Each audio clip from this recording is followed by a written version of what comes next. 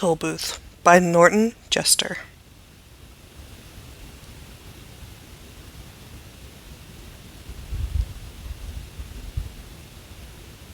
To Andy and Kenny, who waited so patiently. Milo. There was once a boy named Milo who didn't know what to do with himself, not just sometimes, but always. When he was in school, he longed to be out, and when he was out, he longed to be in. On the way, he thought about coming home, and coming home, he thought about going. Wherever he was, he wished he were somewhere else, and when he got there, he wondered why he'd bothered. Nothing really interested him, least of all the things that should have. It seems to me that almost everything is a waste of time, he remarked one day as he walked dejectedly home from school. I can't see the point in learning to solve useless problems, or subtracting turnips from turnips, or knowing where Ethiopia is, or how to spell February.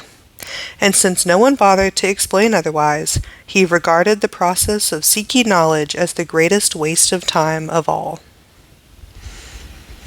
As he and his unhappy thoughts hurried along, for while he was never anxious to be where he was going, he liked to get there as quickly as possible. It seemed a great wonder that the world, which was so large and could sometimes feel so small and empty. And worst of all, he continued sadly, there's nothing for me to do, nowhere I'd care to go, and hardly anything worth seeing. He punctuated this last thought with such a deep sigh that a house sparrow singing nearby stopped and rushed home to be with his family. Without stopping or looking up, Milo dashed past the buildings and busy shops that lined the street and in a few minutes reached home, dashed through the lobby, hopped onto the elevator, 2, 3, 4, 5, 6, 7, 8, and off again. Opened the apartment door, rushed into his room, flopped dejectedly into a chair, and grumbled softly, "Another long afternoon." He looked glumly at all the things he owned, the books that were too much trouble to read, the tools he'd never learned to use, the small electronic automobile he hadn't driven in months. Or was it years? And the hundreds of other games and toys and bats and balls and bits and pieces scattered around him.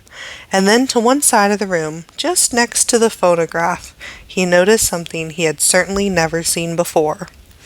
Who could possibly have left such an enormous package, and such a strange one? For while it was not quite square, it was definitely not round, and for its size it was larger than almost any other big package of smaller dimension that he'd ever seen. Attached to one side was a bright blue envelope which said simply, "For Milo, who has plenty of time." Of course, if you've ever gotten a surprise package, you can imagine how puzzled and excited Milo was.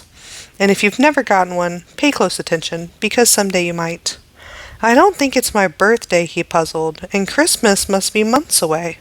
I haven't been outstandingly good, or even good at all." He had to admit this even to himself. "Most probably I won't like it anyway, but since I don't know where it came from, I can't possibly send it back." He thought about it for a while, and then opened the envelope, but just to be polite. "One genuine turnpike toll booth," it stated, and then it went on, "easily assembled at home and for use by those who have never traveled in lands beyond." Beyond what? Thought Milo as he continued to read. This package contains the following items. 1. Genuine turnpike toll booth to be erected according to directions. 3. Precautionary signs to be used in a precautionary fashion. Assorted coins for use in paying tolls. 1 map up to date and carefully drawn by master cartographers, depicting natural and man-made features. 1 book of rules and traffic regulations, which may not be bent or broken. And in smaller letters, at the top it concluded, "Results are not guaranteed, but if not perfectly satisfied, your wasted time will be refunded." Following the instructions, which told him to cut here, lift here, and fold back all around, he soon had the toll booth unpacked and set up on its stand. He fitted the windows in place and attached the roof, which extended out on both sides and fastened on the coin box. It was very much like the toll booths he'd seen many times on family trips, except of course it was much smaller and purple. What a strange present, he thought to himself. At least they could have done The least they could have done was to send a highway with it, for it's terribly impractical without one. But since, at the time, there was nothing else he wanted to play with, he set up the 3 signs. Slow down, approaching toll booth. Please have your fare ready.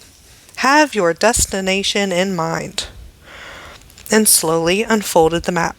As the announcement stated, it was a beautiful map in many colors, showing principal roads, rivers and seas, towns and cities, mountains and valleys, intersections and detours, and sites of outstanding interest, both beautiful and historic. The only trouble was that Milo had never heard of any of the places it indicated, and even the names sounded most peculiar. I don't think there really is such a country, he concluded after studying it carefully. Well, it doesn't matter anyway. And he closed his eyes and poked a finger at the map. Dictionopolis, read Milo slowly when he saw what his finger had chosen. Oh well, I might as go there as anywhere. He walked across the room and dusted the car off carefully. Then, taking the map and rulebook with him, he hopped in and, for lack of anything better to do, drove up slowly to the toll booth. As he deposited his coin and rolled past, he remarked wistfully, I hope this is an interesting game. Otherwise the afternoon will be so terribly dull.